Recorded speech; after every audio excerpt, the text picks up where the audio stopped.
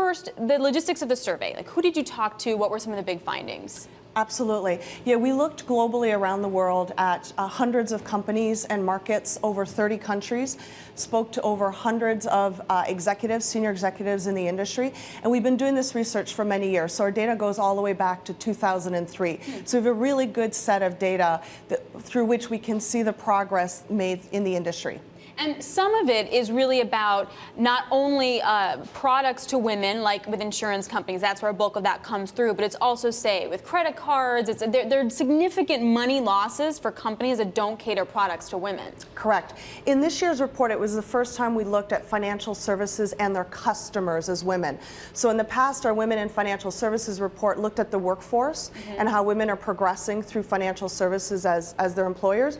And this year, we decided to take a broader lens and look at financial services relationships with women as customers, as employees, as shareholders, and even as community members. So real panoramic view of the full relationship in financial services with women. So we'll get to hiring in a second, but I wanted to start on sort of the products, like, because there's a reason for that, right? I mean, we're living longer, women are making more money, etc. I mean, what did you find on that front? And then how much money do we have to actually put into these products? Sure, absolutely. What we found is that the industry is systematically underserving women and not meeting their needs. And there's a huge opportunity, as you mentioned earlier, $700 billion in potential revenue profit per year available if these firms better served women. And by the way, we're not talking about pink marketing or superficial targeting.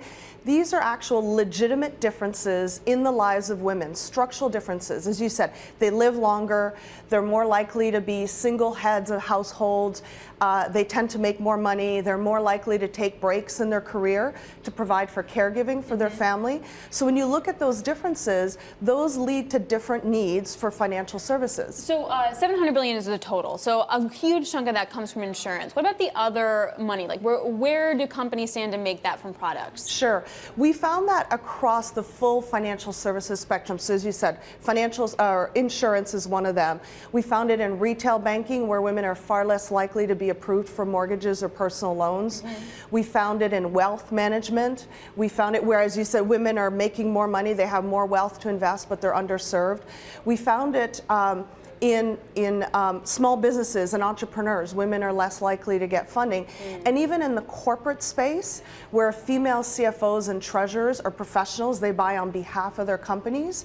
We went into it assuming that there probably wasn't a difference there, but these women reported to us that they feel underserved and not overlooked.